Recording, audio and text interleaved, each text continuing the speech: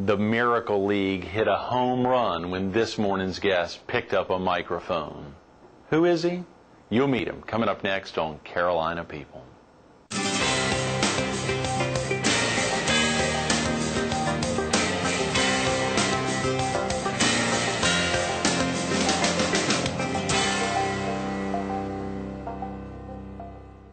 Good morning. Welcome to Carolina People. This morning we're at Architectural Surfaces on Cannon Road off of Highway 501 in Myrtle Beach.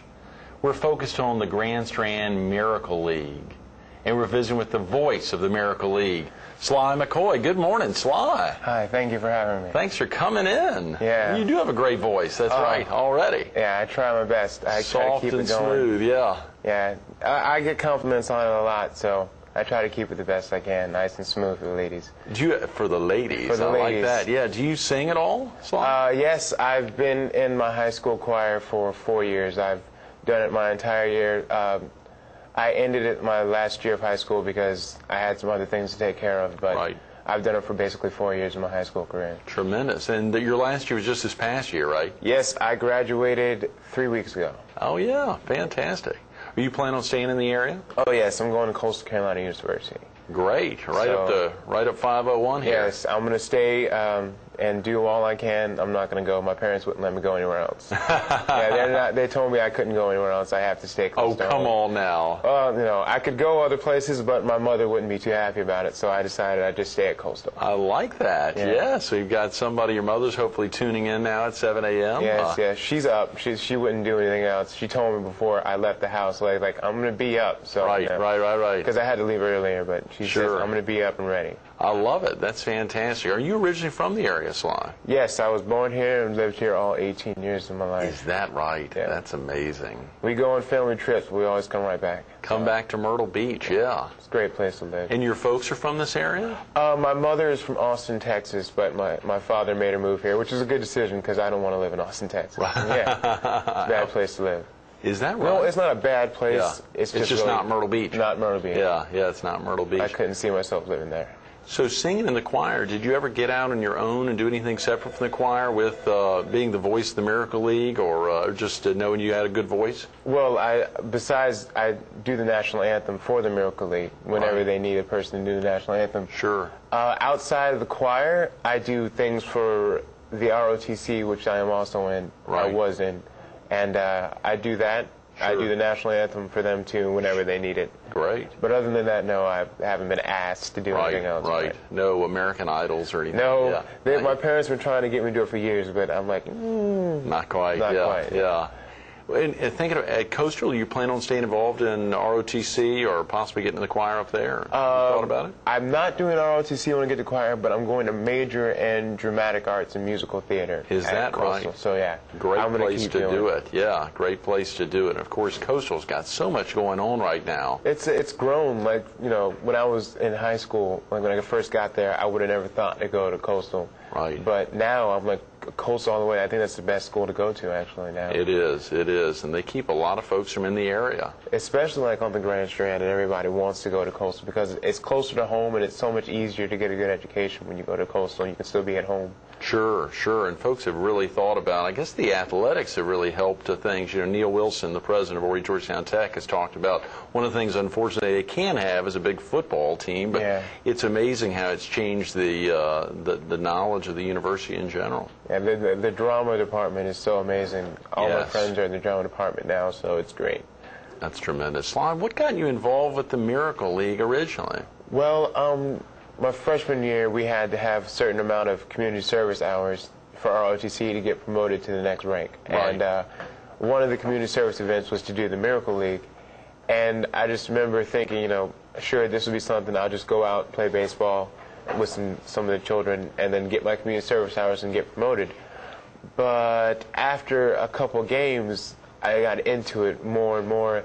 The more the kids were great, the people were nice, and once you get involved with something so much and you put like enough of yourself into it, the rest of it just follows along. Right. So after 4 or 5 games, I was hooked, and I stopped doing it as a community service event and started doing it just because I liked doing it. Wow. And after a while, I even forgot it was a community service event. So when people would say, "That's great, you've racked up some community service hours," I'd go, "Oh, that's right. That is for community service. I completely forgot." And I would just think of it as a Saturday event that I would Right. that I would have the honor of doing and going out and playing fun with these kids. Right, Yeah. right.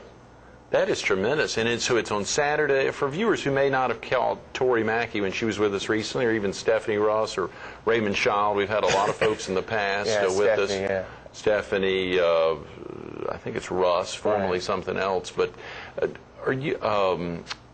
share with viewers a little bit about the Grand Strand Miracle League. Well, the Grand Strand Miracle League is it's a league where you get to help children with special needs, handicaps, autism, many different handicaps. They get to go out and play baseball, and you get to come in as a volunteer and help them and be their buddy and guide them through the field and help them up to bat. And it's a really outstanding thing because you get to interact with these children. Sure. And if you spend enough time with them, you don't realize, sometimes you just doesn't catch on that they have a handicap. Because I've been with some of these kids for 4 or 5 years. Sure. And I know half of them who I just don't even recognize as having a handicap. I see them as like a brother or sister. And sure. When you first talk to them, sure, you see it, but then after a while, it's just gone.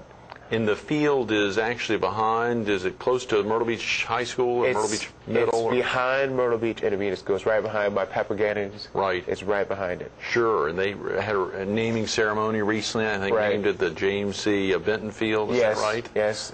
So we have, actually everything's been fixed.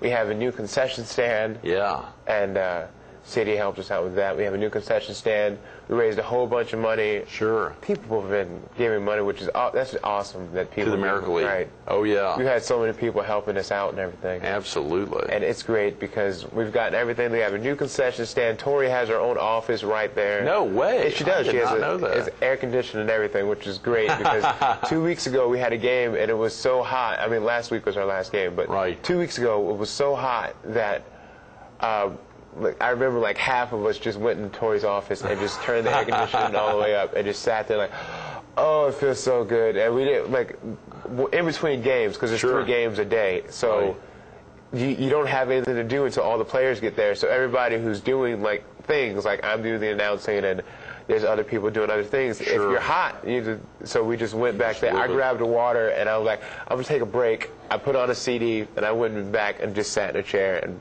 tried my best to cool down before I had to do the next game. Amazing. And there's a series of games. I mean, amazing that you got everything together, the concession stand, the bathrooms, her new office. Right. Oh, a heck of a lot went into that. You said a lot of folks have been, and I think there's a fundraiser coming up on July 7th, the big 7707 fundraiser. We have a lot of things set up. Tori knows all about it. She doesn't relay too much to me. She just calls me up like 4 days before. Hey, I need you to do something for me. Can you come in this day? And I'm like, yes, of course. Sly, I love it. Speaking of calling up, is it the 448-7712 number? Is that the best number for someone to call to learn more about the Miracle League? Yes, that'll actually, I think, get you directly to Tori. Great, good, okay. And of course, they all have a website. Is that the GSML? Yes, that's .org? Good, good. A lot of great information on there. They probably have some links to Sly McCoy, the voice of the Miracle League, on there. People have actually said that I need to make a website, like my own website. Really? And, link it from the Miracle League because I have so many songs, and then get like a song from Sly McCoy's list, but I don't have the technological abilities to do that. I'm not too smooth with that. We'll have to find somebody to hook you up on that. Yeah, if you can find somebody to help me make a website where I can put all my songs on there, I'd be glad to. Steve Shields with us later, and of course he's the acting chair of the computer science department out at Coastal Carolina. He may have some leads for you. If you can help me out, I would gladly accept it. You'll be a freshman matriculating there in just a couple of months to Coastal, so you'll have to pop by there and check him out. We hear about you've had the tremendous excitement as the voice of the Miracle League, but also interfacing with the kids. As you said, it's become less of a community service, or not at all a community service, and instead something fun. You've really bonded well with all the Yeah. kids out there. And the kids are of all ages. What are Right. some of the different, I mean, you've got quite a few of the kids out there older than you. Yes. Let's see. People older than me I know are Bobby Right. and Scotty. I know they're older than me. And actually, one of the kids, Casey, he and I just graduated from high school. Is that right? Great. We were from different schools, but 2 weeks ago he told me that I graduated from high school, and I'm like, oh, really? Me too. Mm-hmm. So we both graduated from high school, and there's younger kids like Leia. I know she's, I don't know their direct ages, but I know Leia, she's young. Right. And they don't seem young. Some of them play. There's 3 different games, Sure. and we separate it from age. And the first game is for the younger ones, the second one's for like the middle ones, and the third one's for the older ones. So there's 3 games every Right, 3 Saturday games when you every all Saturday. Sure, sure. Mhm. And of, So the first game's for the younger ones. Right. I guess it's like from 8 to and to maybe 12. Right. And then the second game's from like 12 to 15, and then after that it just keeps going from 15 to. and you're out for all of them. And I'm out for all 3. Many of the volunteers are out there all day as well. Yes. Yeah. Yes. And it gets very hot. Well, it does now. When we were back in the winter season, it was very cold. So There's 2 seasons. Is it 8 weeks or more each season? it varies. It the depends. spring and a winter season. Right. There's a fall season, and Right. then there's a spring season. Right. So it's usually about 8 to 9 games. Sure. Sometimes 10. It depends how many times Tori decides to make. So I love it. That is tremendous. yeah, it's That usually is- no less than 8 though. So it was I think you said it was the ROTC that got you involved, Yes. but staying involved was entirely up to you. Yes. Yeah. Yes. After a while, they were asking me like, "Are you still going back?" And after a while, I just said yes because it was back when Stephanie was there. Right. When Turnmeyer was, right. Stephanie Turnmeyer. Right. And when she was there, when I first got her started, I was just a buddy, and I would go back every week. And this is before I was an announcer. And when Stephanie was there, she got me into actually doing the announcing because Really? she asked Yeah. me. She asked me if hey, would you like? Because she was doing the announcing and she had so many things going on. So Sure. she asked me, would you like to do the announcing? And I said yes. And at that time, you were 14 or 15. Yes, Right? Yeah. no doubt I was nervous. Right, Of yeah, course. sure. I didn't know what I was going to do, but of course the chance to hold a microphone and that blows any 14, 15 Oh, kids yeah. away. I'm like, yeah, sure, let me I'll talk. take it. Give let it me up. take it. So I get there and she hands me the mic and says, "Sure, it's yours. I've got other stuff to do. Go at it." And I didn't know their names. I knew some of their names because I had been their buddy, but other than that, I didn't know specifically their names. So I was going around and asking, like, "Hey, who's this kid? Who's going up next?" And Sure. everybody was really helpful. And they told me, and all the parents are great. And Right. they try so hard to, they help you. Sure. So they told me their names, and I just got into it. And after a while, I started learning the names on my own. So Right. after about the first season, maybe in the middle of the second season, I learned all their names. Is that right? Yes, Sure. my first, about half a season of learning names, I got it down perfectly. And so I know most of all their names. Whenever we get a new kid Right. or a new player, I of course learn their name Sure, sure. right off the bat. You've also come up with some great nicknames for many of the players. Yes, some of the nicknames. Scotty Too Hottie. Scotty to Hottie. Scotty Yeah. Too Hottie. Actually, the funny thing with nicknames is I don't choose them. Oh, come on. I choose gotta have some a of little them. involvement. Like Big Matt, I chose Matt. Right. But like Adam, we call him Adam the Destroyer. But I didn't choose that one. Adam came up to me before he went up to bat and goes, "Say Adam the Destroyer" when I go up to bat. And I asked him, I was like, "That's what?" He's like, "Just call me Adam the Destroyer." So he went up and knocked the ball over the field, and that's what I've called him ever since. Reasonable, yeah. Right. That was a good one. And names like Princess Leia, I Sure. call Leia Princess Leia, and that's a nickname that I made up myself. So there's Scotty Too Hottie, and let's see, there's Taylor Speed Demon. I call him Speed Demon every once in a while. Speed Demon, yeah. And Joseph is J-Man. Yeah, they're just so silly nicknames. J-Man, yeah, J-Man. yeah. And I try to, get them all feeling like because I care about all of them. I Sure. love every single one of them. And I try to just make a connection with them. And so when I make up a nickname, or they tell me, they might actually ask them now. It's like, "Do you want me to call you something?" Right. And if they want me to just call them their regular name, hey, that's fine. Or Sure, if they want sure. a nickname, I'd give it to them. Sure. And it's actually easier for me if I have a nickname to go along with the name. Right. Because, that way I won't have to say Adam. I can say Adam the Destroyer, and I can put more emphasis on it. Because whenever I do, I'm like, "And now to bat is Adam the Destroyer," and everybody cheers and they love it. And the kids actually interact with the audience, the crowd. Sure, They cheer, like, yeah! Yeah, They point at their fans and go, yeah, I'm going to knock over the ball. And so I try to hype them up as much as I can. I love it. I love it. You've also got music that goes along. Put together some of your own stuff. Yes. At the moment, I have currently made 23 CDs. Oh, come on. 23 CDs. 23 CDs with separate songs? Separate songs. All of them? All of them. I actually had a parent 2 weeks ago give me a CD with 80s music on it. Right. Fresh new songs that I've never recorded. And she goes, right here, I made you this CD. And I go, really? And played it the entire game, loved it. So I actually got help from another parent. But I've made 23 CDs with separate songs on them.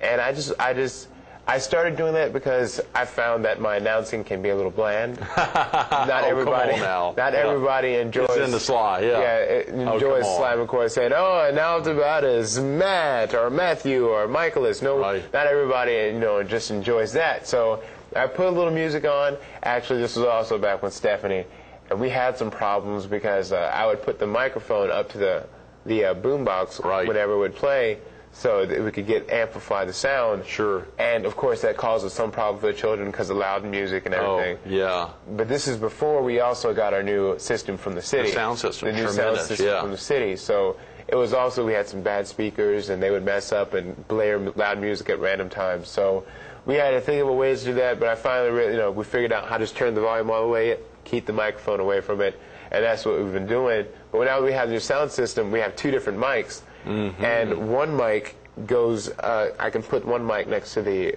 music and the other mic in my hand, and this mic I can talk into. Whenever I talk in this mic, the music on the microphone automatically goes down. Good. So there's no problem. A real setup there. Nice. Right, so there's no problem. I won't have to worry about any children, because that's my first thing, because I don't want to affect any of the kids. So, I always talk, and whenever I talk, the music will go all the way down, and then it'll come back up after I'm done saying what I need to say. So that way I don't have to keep going back up and do that. So it's perfect. That is tremendous. So they really put in a nice acoustic system. Yeah, the city helped us out immensely. That is tremendous. What about any favorite songs you like to play, Sly? Let's see. For Gene, there's a player, Jeannie, and I've been trying every once. I never burned the CD, a song, but she likes to hear Shania Twain's "Man, I Feel Like a Woman" whenever she goes up to bat. And I've tried to get it so many times because I don't know who it was, an adult had a tape with the song on it. So when she first came, I would start rewinding it and playing it back for everybody. Sure. But I've actually burned the CD now, so whenever she goes up, you're ready. I play. Shania Twain, let's go. But other songs, let's see. I like to play dance songs because there's a couple of the kids who like to dance, like Trevor and Adam and Joseph. Whenever they hear music, Matt, they just dance, and I like to get involved with them, so we'll just dance together. And so music like the cha-cha slide or electric slide, or music that we can all get into. Or of course I play baseball music, like Gary Glitter's Rock and Roll Part 1 and 2. I love it. Queen's We're the Champion. Oh yeah. I'll play something that get everybody involved. Kids are juiced, and the parents. Just get them all pumped. Yeah. Everyone's juiced. Yeah. So everybody gets excited, and we all play music. And of course, I try my best to. My favorite type of music is old music. 80s, early 90s. But I try to get new music in there too, like the Black Eyed Peas and Fergie, because I've actually had kids come up, could you play this song? And I'm like, oh, I don't have it. So then I've got to go home like, oh, dang it, I'm such a loser because I don't have this song. I love it. So it's kind of like when 8-, 9-year-old kids are more hip than me, it kind of makes me feel bad. So I try to keep up with the times and make sure that, hey, I got a song now, here you go. I love it. I love it. Yeah. Sly, we got about 5 minutes, and there's still, when you think about it, you're still planning while you're at Coastal? Yes. Staying active with the Miracle League? I'm still going to come back next season. Last Saturday was our last game. So next season I'll be in college, and I'll still come back every Saturday. Now, what if you're out of town, or what happens? Could anyone fill in for Sly? I actually, this year, we decided I have a replacement. You're grooming somebody. I'm the master. And I'm training someone. I love it, the Jedi, yeah. Yes, I'm training him to take over. He's my apprentice. And I've got to make sure that he knows which songs to play and which ones don't, because sometimes when I burn a song for a CD, I try my best to get the cleanest version I can, but some songs, slip him in. So I've got to make sure he knows, hey, whoa. At this point, you got to turn the song down, or at this point, you got to make sure, or just don't play this song at all. Yeah. And I've got to make sure he knows how to remember each person's name and how to make sure that they, he exemplifies it and says it loud enough. And the nicknames. He's picking up pretty quick. He's picking up on it. He actually had a student at Myrtle Beach High as well. Yes. He's I think he's going on to be a sophomore. Is that right? And 3 weeks ago, I had to take the SATs. Right. And I couldn't be there. Sure. So he took over for me that day. And from what I heard, he did a pretty good job. I'm very proud of him. He did good. The master did well. Yeah. He didn't have my CDs, sadly. So he put the radio on, and he did an excellent job. From what I heard, he had the radio on. Great. He was announcing the names. He had to ask a couple people about the names, but he was doing an excellent job, and I'm very proud of him for that. Sly, you've probably got some special memories over the last 4 years of some of the experiences that you've gotten from the kids, and I'm sure they've all gotten a lot from you, particularly as you began to spice things up as you got more used to it. But you've probably had some really memorable experiences. Oh, let's see. I'm not playing favorites because I can't. I can't choose between everyone. them. Right. But let's see. There's a couple kids who just like Joseph. I know is always J-Man. J-Man. He's always. He and I have this bond where we're like brothers, and we love each other. And whenever I see him, like he likes to punch me and joke around with me. And he's a great kid because he's a dancer. Joseph is a dancer. He's got the moves. He's a better dancer than me. And he can do the pop and lock. He does all of it, and he's a better dancer than I am. I'm proud to say it because he does these moves that are amazing. And I like to dance with him because we try to dance. I try to dance along with him. Try to keep up. He's got mad skills. And let's see, Adam the Destroyer. We call him Adam the Destroyer. He likes to talk to all the women who come into. Ooh, yeah. He's my competition. He's my competition. Whenever a new, like when Stephanie was there, he would be there. Always. And I try to talk to Stephanie, and he'd come over, put his arm around her, look at me, and he knows he's good. He knows he's smooth. Oh, yeah. He does the same thing to Tori, and whenever there's a new girl that comes in, he's always there. And I'm like, ooh, curse you, but he's good. And I remember that with Adam because we would talk about it, and Adam like, well, you get all the ladies. And oh, stop it. Adam's very modest. So, But he's a very proud character also. And let's see, Daniel Duncan, I have great because when I got my award from the city for my work with the Miracle League. Right. I didn't even know about it. That's right. Yeah, I got an award for the city for my work in the Miracle League. She was there, and she's like, I've been with her since the beginning. It's been me and Danielle. Like, the first day I was there, I talked to her first.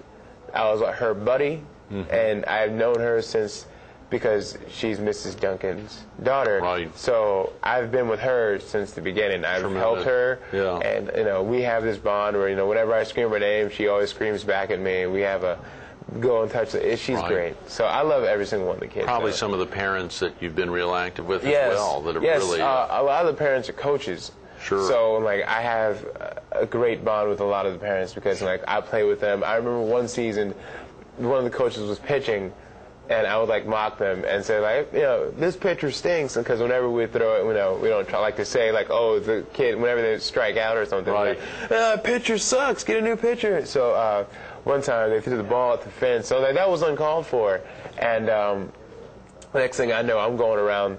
And there's would you like to pitch? So I pitched one time. It's not as easy as it looks. So pitching's not as easy. And they were announcing, and they were mocking me. So oh, pitcher goes to the left, and they like to mock me. I love it. I love it. The parents having fun with Sly. Yeah. Have your folks ever gotten out there, Sly?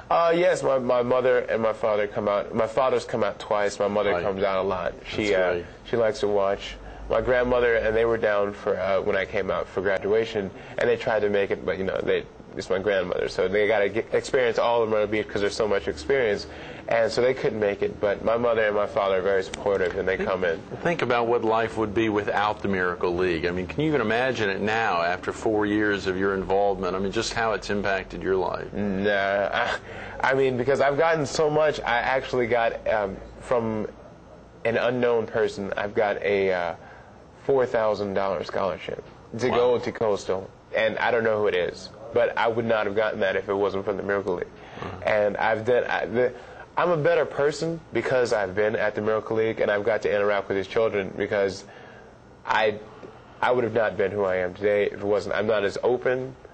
I'm more sarcastic and optimistic about life because I've had the chance to hold the microphone and talk to these kids and interact with the children and get to know them better. I've had the chance to actually get to know these kids, and some of the greatest experiences. I've had so many memories from the cookout. We had a cookout one time, and it poured down rain, soaked, drenched, completely wet, and I loved it. I loved every minute of it, so you can't change anything. I love it. Great words, Sly. Thanks so much for being with us this morning. Sorry we've run out of time. Stay tuned to more Carolina People with the voice of the Miracle League, Sly McCoy, coming up next. You heard Sly's key words. Every single one of the players he could have as a sister or brother. That he's gotten a lot more out of the Miracle League than any of the kids there could have gotten out of him. It's an incredible opportunity. You can have that same experience with the Miracle League. You, either as a brother, a sister, as a parent, or a grandparent, you could have that relationship with these kids. But you've got to pick up the phone or get involved. 843-448-7712 or gsml.org. Get involved. Come out on the Saturdays. They had the last game of the spring season this past Saturday, but you can get involved. The fall season's coming up, and if you've got a family member who could be out there as a player, pick up the phone, 843-448-7712.